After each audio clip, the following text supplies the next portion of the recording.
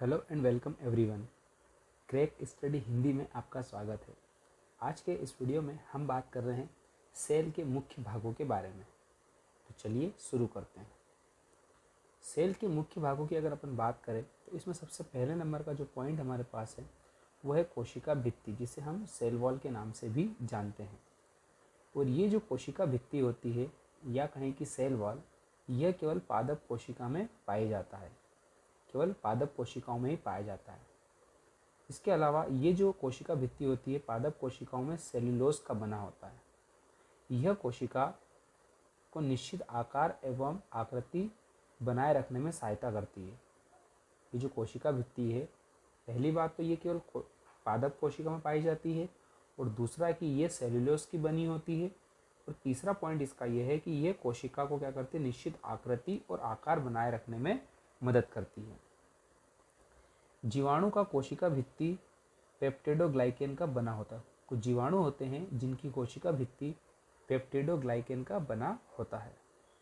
इसके अलावा अगर हम आपको एक सेल का डायग्राम बताते हैं तो यहाँ पर सारे आपको नाम देखने को मिल जाएंगे। ये एक जंतु कोशिका का डायग्राम है।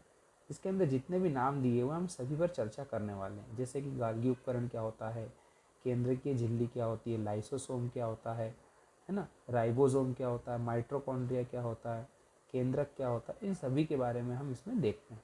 तो ये डायग्राम आप देख लीजिए, फिर हम इनके बारे में देखते हैं। ठीक है, ये इस तरह का डायग्राम है।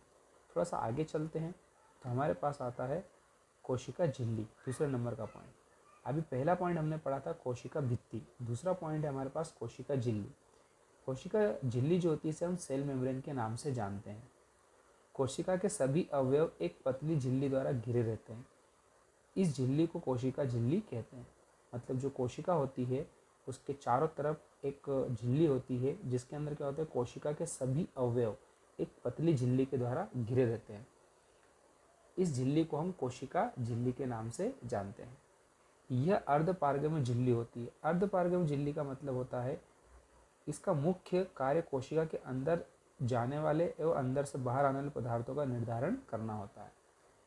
ये जो झिल्ली होती है कोशिका झिल्ली, ये अर्धपारगम्य झिल्ली होती है, सेमी परमेबल मेम्ब्रेन होती है।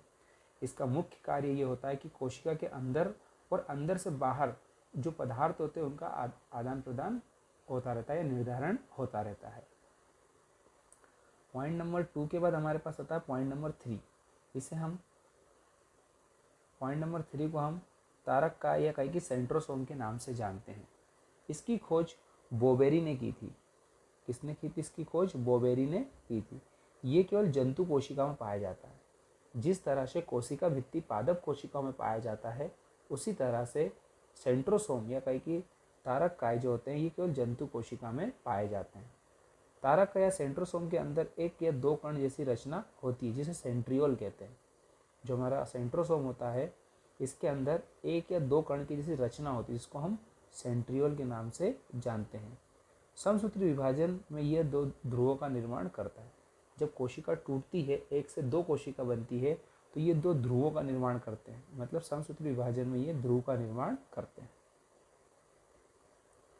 पॉइंट नंबर 4 हमारे पास आता है अंतःप्रद्रव्य जालिका या कहीं की एंडोप्लाज्मिक रेटिकुलम। ये क्या है? ये एक और यह केंद्रक झिल्ली से दूसरी ओर कोशिका कला से समृद्ध होता है। मतलब एक तो ये केंद्रक झिल्ली जो होती है उससे कनेक्ट होती है, और दूसरा कोशिका कला जो होती है उससे ये संबंध होता है। इस जालिका के कुछ भाग के किनारों पर छोटी छोटी कर्णिकाएं लगी होती है, जिन्हें हम राइबोसोम कहते हैं। ये जो एंडोप्लाज्मिक रेटिकुलम होता है इसके कॉर्नर पर छोटी छोटी कर्णिकाएं लगी होती है। उन छोटी छोटी कर्णिकाओं को हम राइबोसोम के नाम से जानते हैं। एंडोप्लाज्मिक रेटिकुलम का मुख्य कार्य उन सभी वसा प्रोटीनों का संचालन करना है। मतलब एंडोप्लाज्मिक रेटिकुलम करता क्या है? तो जो वसाएं होती है और जो प्रोटीन होता है उनका संचरण करता है, ट्रांसपोर्टेशन करना इनका काम होता है। कैसे करते हैं? तो इन्होंने कहा कि जो कि विभिन्न झिल्लियों या मेम्ब्रेन, जिसको हम बोलते हैं कोशिका झिल्ली, केंद्रक झिल्ली आदि का निर्माण करते हैं। तो एंडोप्लाज्मिक रेटिकुलम क्या होता है? ये केंद्रक की झिल्ली और दूसरी ओर कोशिका के कला संबंध से कनेक्शन होता है इसका, और ये इसके किनारों पर छोटी छोटी कर्णिकाएं होती है जिसे हम राइबोसोम कहते हैं। इनका मुख्य कार्य क्या होता है, वसा और प्रोटीन का संचरण करना होता है, जो कि विभिन्न झिल्लियों जैसे कौन सी झिल्ली, कोशिका झिल्ली, केंद्रक झिल्ली आदि का निर्माण भी ये करते हैं। कौन करता है, एंडोप्लाज्मिक रेटिकुलम या कहें कि अंतःप्रद्रव्य जालिका। 5th नंबर पर हमारे पास आता है राइबोसोम। राइबोसोम की अगर हम बात करें तो सर्वप्रथम रॉबिन्सन और ब्राउन ने 1953 ईस्वी में पादप कोशिका में तथा G.E. पोलैंड ने 1955 में जंतु कोशिका में राइबोसोम को देखा। कब देखा, तो रॉबिन्सन और ब्राउन ने 1953 ईस्वी में देखा था पादप कोशिका में, और G.E. पोलैंड ने 1955 में जंतु कोशिका में देखा, और 1958 में रॉबर्ट ने इसका नामकरण किया। यह राइबोन्यूक्लिक एसिड है। राइबोसोम क्या है, एक तरह का राइबोन्यूक्लिक एसिड नामक अम्ल व प्रोटीन की बनी होती है। किसका बना होता है ये, राइबोन्यूक्लिक एसिड नामक अम्ल व प्रोटीन की बनी होती है। यह प्रोटीन के संश्लेषण के लिए उपयुक्त स्थान प्रदान करती है, मतलब प्रोटीन को बनाने का ये काम करता है। कौन, राइबोसोम। प्रोटीन के उत्पादन स्थल भी इसी को कहा जाता है, इसीलिए इसे प्रोटीन की फैक्ट्री भी कहा जाता है, फैक्ट्री ऑफ प्रोटीन। तो ध्यान रखिए आप, राइबोसोम जो होता है ये राइबोन्यूक्लिक एसिड नामक अम्ल और प्रोटीन का बना होता है। ये प्रोटीन को बनाने के लिए स्थान प्रदान करता है, इसीलिए इसे प्रोटीन की फैक्ट्री भी कहा जाता है, इसलिए इसे प्रोटीन की फैक्ट्री भी कहा जाता है। इसके बाद एक नोट लिखा हुआ है, तो अगर हम देखें तो जो भी स्तनी के लाल रुधिर कर्णिका में राइबोसोम अंतःप्रद्रव्य जालिका नहीं पाई जाती। जो लाल रुधिर कर्णिका वाले स्तनी होते हैं उनके अंदर राइबोसोम और अंतःप्रद्रव्य जालिका नहीं पाई जाती। लाल रुधिर कर्णिकाओं द्वारा प्रोटीन का विश्लेषण नहीं होता है, लाल रुधिर कण जो होते हैं द्वारा प्रोटीन का विश्लेषण नहीं होता है। चलिए थोड़ा सा आगे बढ़ते हैं। हमारे पास अगला पॉइंट आता है माइटोकॉन्ड्रिया। माइटोकॉन्ड्रिया क्या है, तो इसकी खोज जो है वो अल्टमान ने की थी। माइटोकॉन्ड्रिया की खोज किसने की थी, अल्टमान ने 1886 ईस्वी में की थी। बेंडा ने इसका नाम माइटोकॉन्ड्रिया दिया। अल्टमान ने खोजा और नाम किसने दिया, बेंडा ने दिया। ये कोशिका का श्वसन स्थल होता है, जो भी कोशिका होती है उसका श्वसन स्थल होता है। श्वसन मतलब सांस लेने वाला स्थल होता है। कोशिका में इसकी संख्या निश्चित नहीं होती, मतलब हर एक कोशिका में इसकी संख्या निश्चित नहीं होती है। ऊर्जा युक्त कार्बनिक पदार्थों का ऑक्सीकरण माइटोकॉन्ड्रिया में होता है। मतलब माइटोकॉन्ड्रिया में मेन काम क्या होता है, जो भी कार्बनिक पदार्थ होते हैं, ऊर्जा युक्त कार्बनिक पदार्थ होते हैं, उनका ऑक्सीकरण माइटोकॉन्ड्रिया के अंदर ही होता है, जिससे काफ़ी मात्रा में ऊर्जा प्राप्त होती है। इसीलिए माइटोकॉन्ड्रिया को कोशिका का शक्ति केंद्र या कहे कि पावर हाउस ऑफ सेल कहा जाता है। जिस तरह से राइबोसोम को प्रोटीन फैक्ट्री कहा जाता है, उसी तरह से माइटोकॉन्ड्रिया को पावर हाउस ऑफ सेल कहा जाता है। क्यों कहा जाता है, क्योंकि यहाँ पर ऊर्जा युक्त जो भी कार्बनिक पदार्थ होता है उनका ऑक्सीकरण होता है, जिसके फलस्वरूप काफ़ी मात्रा में ऊर्जा उत्पन्न होती है। इसीलिए माइटोकॉन्ड्रिया को कोशिका का शक्ति केंद्र या कहें कि पावर हाउस ऑफ सेल कहा जाता है। इसे यूकैरियोटिक कोशिकाओं के भीतर और प्रोकैरियोटिक कोशिकाओं का माना जाता है। मतलब क्या हुआ कि इसे यूकैरियोटिक कोशिकाओं के भीतर और प्रोकैरियोटिक कोशिकाओं का माना जाता है। इसके बाद हम देखते हैं कि ये जो नोट लिखा है इसमें क्या लिखा है, डीएनए केंद्रक के अलावा माइटोकॉन्ड्रिया एवं नीलहरित शैवाल में पाया जाता है। डीएनए का जो केंद्रक के अलावा अगर हम देखें तो माइटोकॉन्ड्रिया नीलहरित शैवाल में पाया जाता है। आगे चलते हैं, हमारे पास अगला पॉइंट आता है गोल्गी बॉडी। गोल्गी बॉडी को किसने डिस्कवर किया, तो इसकी खोज कैमिलो गोल्गी जो इटली के थे, कैमिलो गोल्गी नामक वैज्ञानिक ने की थी।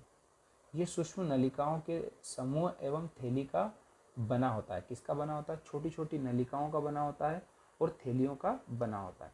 तो सूक्ष्म नलिकाओं के समूह होते हैं बहुत सारे, उनसे और थैलियों का ये बना होता है। कैमिलो गोल्गी जो इटली के रहने वाले थे, उन्होंने इसका डिस्कवर या आविष्कार, खोज की इसकी। इसके बाद अगर हम देखें तो ये जो हमारे पास गोल्गी कॉम्प्लेक्स होते हैं, गोल्गी कॉम्प्लेक्स में कोशिकाओं द्वारा प्रोटीन का संश्लेषण और अन्य पदार्थों की पुट्टिकाओं के रूप में पैकिंग की जाती है।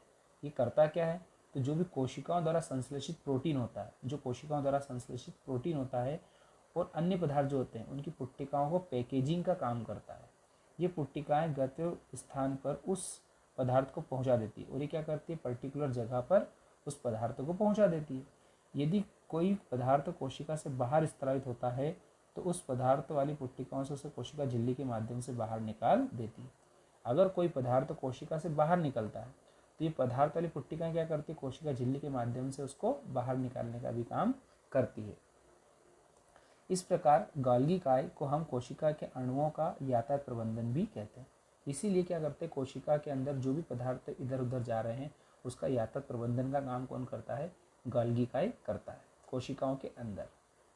इसके अलावा अगर हम देखें तो कोशिका भित्ति एवं लाइसोसोम का निर्माण भी करता है। ये गोल्गी काय क्या करता है, कोशिका भित्ति का भी निर्माण करता है और लाइसोसोम का भी निर्माण करने का काम करता है।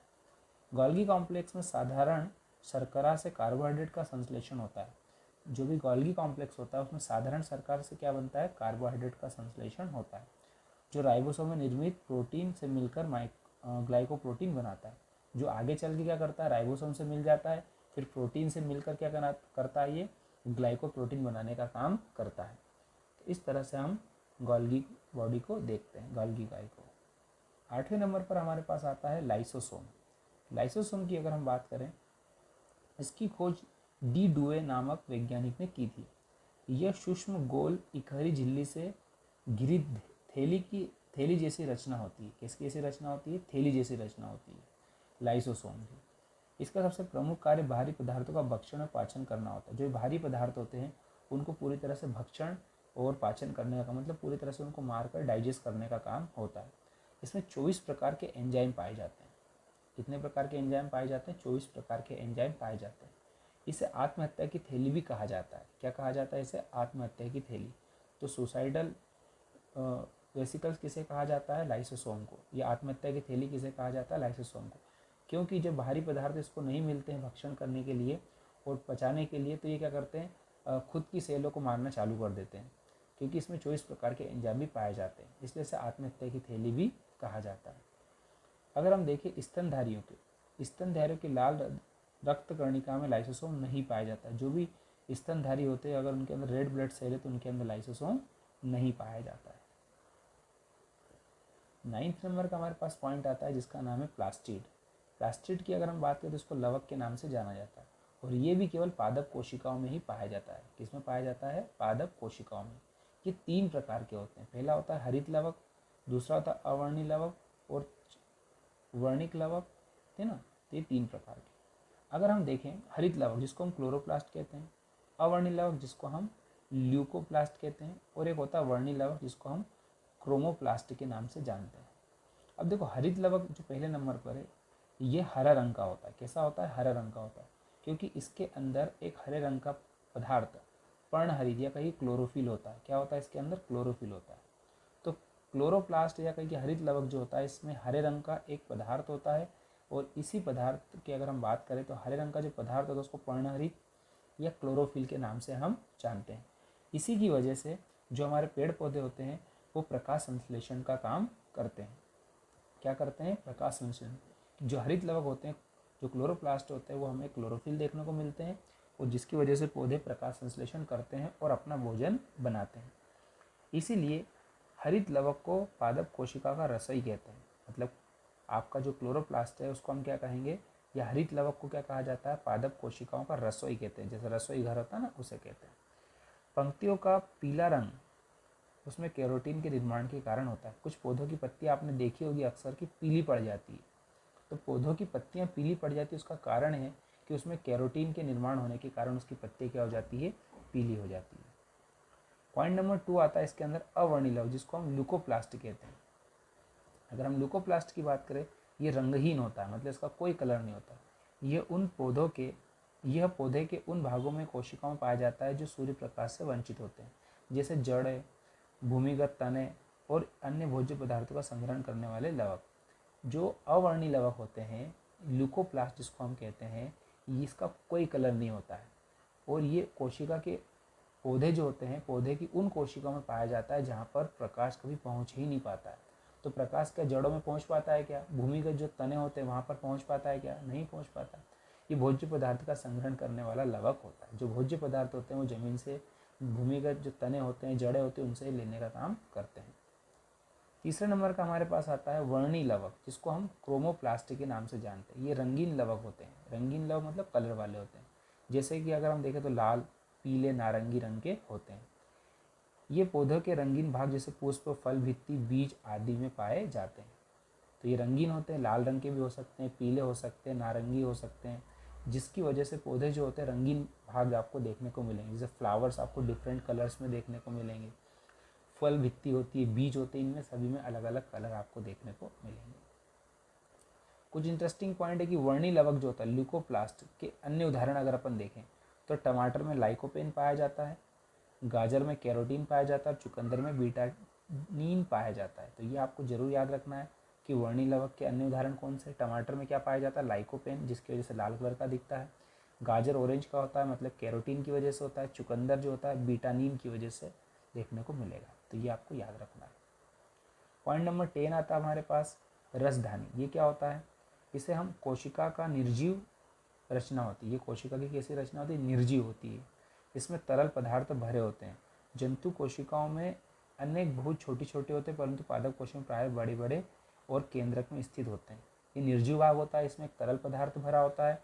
और जो कोशिका जंतु कोशिका तो उसमें बहुत छोटा हिस्सा होता है, इसका छोटे छोटे होते हैं। लेकिन जो पादप कोशिका होते हैं उसमें बहुत बड़े बड़े साइज में आपको देखने को मिलेंगे और स्थान को भी घेरने का काम करते हैं और केंद्र में स्थित होते हैं ये। इसके बाद आता है 11th नंबर का पॉइंट, जिसको हम न्यूक्लियस कहते हैं। ये कोशिका का सबसे प्रमुख अंग होता है। ये कोशिका का सबसे प्रमुख अंग होता है। क्यों होता है, ये कोशिका के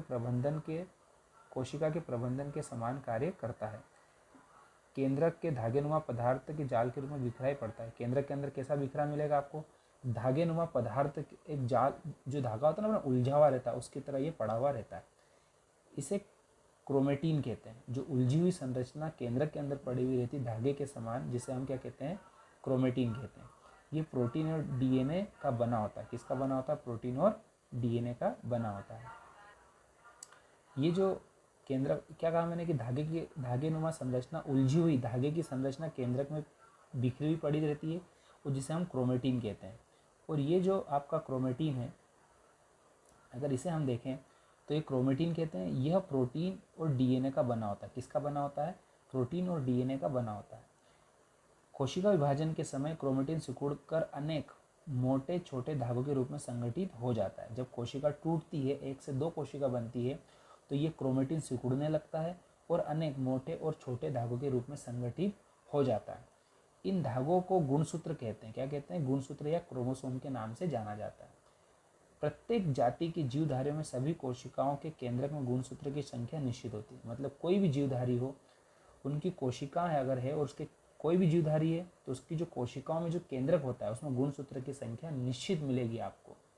जैसे अगर अपन बात करें मानव के अंदर, तो 23 जोड़े आपको पाए जाते हैं गुणसूत्र के। चिंपांजी जो होते हैं उसके अंदर 22 जोड़े, और बंदर जो होते हैं उसके अंदर 21 जोड़े आपको देखने को मिलेंगे गुणसूत्र के, क्रोमोसोम के। इसके बाद अगर हम देखें तो प्रत्येक गुणसूत्र में क्या होता है, प्रत्येक गुणसूत्र में एक जेली के समान गाढ़ा भाग होता है, जिसे मैट्रिक्स कहते हैं। कोई भी गुणसूत्र आप देखोगे तो उसमें जेली के समान एक गाढ़ा द्रव होता है, जिसे मैट्रिक्स के नाम से जाना जाता है। मैट्रिक्स में 2 परस्पर लिपटे महीन और कुंडली सूत्र दिखलाई पड़ते हैं, जिसे क्रोमेनिमेटा कहते हैं। प्रत्येक क्रोमेनिमेटा एक अर्ध गुण क्रोमेटिड का निर्माण करते हैं। इस प्रकार प्रत्येक गुणसूत्र में 2 क्रोमेटिड बना होता है। दोनों क्रोमेटिड एक निश्चित स्थान पर एक दूसरे को जोड़ते हुए सेंट्रोमियर कहा जाता है। इसका मतलब आप सिंपल से समझना कि हमारे पास 2 कुछ इस तरह के आपको पेयर देखने को मिलेंगे। तो ये जो आप देख रहे हो पेयर, ये एक पेयर ये रहा और दूसरा पेयर ये रहा, ठीक है। तो ये जो पेयर है ना आपके, ये हमारे क्या कहलाएंगे, ये आपके क्रोमेटिड कहलाएंगे। क्या कहलाएंगे, क्रोमेटिड कहलाते हैं। और ये क्रोमेटिड क्या करते हैं, आपस में एक दूसरे को क्रॉस करके से जुड़े हुए रहते हैं। तो जहाँ पर ये जुड़ते हैं, जैसे अगर मैं देखूँ तो ये कहाँ पे जुड़ रहे हैं, अभी ये यहाँ पर एक दूसरे को जोड़ रहे हैं, तो ये इनका कहलाएगा सेंट्रोमियर। तो हमारे जो मैट्रिक्स होते हैं, जो हमने क्या कहा कि गुणसूत्र के अंदर जेली के समान एक गाढ़ा भाग होता है, जिसे हम मैट्रिक्स कहते हैं। 2 परस्पर लिपटे महीन कुंडली संरचना दिखी, जिसे क्रोमेनिमेटा कहते हैं। एक क्रोमेनिमेटा तो इधर वाला हो गया, ये वाला हो गया, और दूसरा कौन सा हो गया, ये वाला हो गया। ये दोनों आपस में लिपटे हुए हैं। जहाँ पर ये लिपटे हुए रहते हैं उसको सेंट्रोमियर के नाम से हम जानते हैं। किसके नाम से जानते हैं, सेंट्रोमियर के नाम से जानते हैं। प्रत्येक क्रोमेनिमेटा एक अर्ध गुण क्रोमेटिड होता है। अर्ध गुणसूत्र एक क्रोमेटिड होता है, मतलब अगर सिंगल अगर मैं देखूँ इसका, जैसे मान लो मैंने ये वाला भाग देखा तो एक हो गया ये, तो ये एक जो हो गया इसको हम क्रोमेनिमेटा कहेंगे। अगर दूसरा भी आ गया तो फिर ये क्रोमोसोम बनाने का काम करता है। तो एक एक की बात करेंगे तो ये हमारा क्या बना लेगा, क्रोमेटिड बना लेता है। और दो क्रोमेटिड आपस में जुड़ते हैं तो ये एक पूरा गुणसूत्र बना लेते हैं, और जहाँ पर ये जुड़ते हैं उसको हम क्या कहते हैं, उस भाग को सेंट्रोमियर के नाम से जानते हैं। किसके नाम से जानते हैं? सेंट्रोमियर के नाम से जानते हैं। तो इस तरह से आप गुणसूत्र को भी समझ सकते हैं।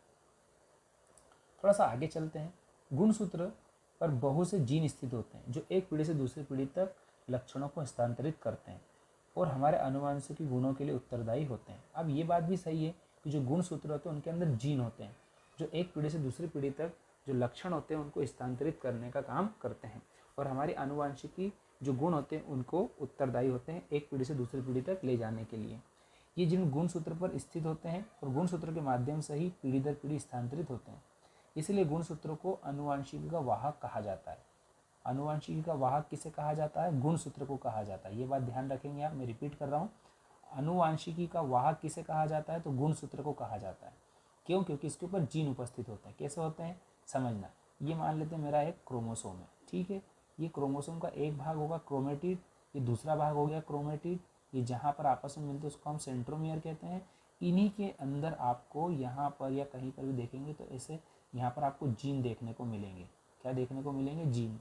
ये जो जीन होते हैं यही एक पीढ़ी से दूसरी पीढ़ी तक जाते हैं आनुवंशिकी लक्षणों को लेकर। क्लियर हुआ? चलिए, तो गुणसूत्र जो होते हैं को वंशागतिकी का वाहक कहा जाता है। आगे चलते हैं। क्रोमेटिड जो के अलावा क्रोमेटिन के अलावा केंद्रक में एक सघन गोल रचना दिखाई पड़ती है। क्रोमेटिन के अलावा भी एक और गोल संरचना दिखाई पड़ती है जिसको हम क्या बोलते हैं? इसे केंद्रिका या न्यूक्लियस कहते हैं। इसमें राइबोसोम के लिए आरएनए का संश्लेषण होता है। मतलब केंद्रिका के अंदर एक और गोल संरचना होती है डीएनए के अलावा। अब कौन सी होती है? उसको केंद्रिका कहते हैं, जिसके अंदर क्या मिलेगा आपको? राइबोसोम मिलेगा, जो आरएनए का संश्लेषण या आरएनए को बनाने का काम करेगा।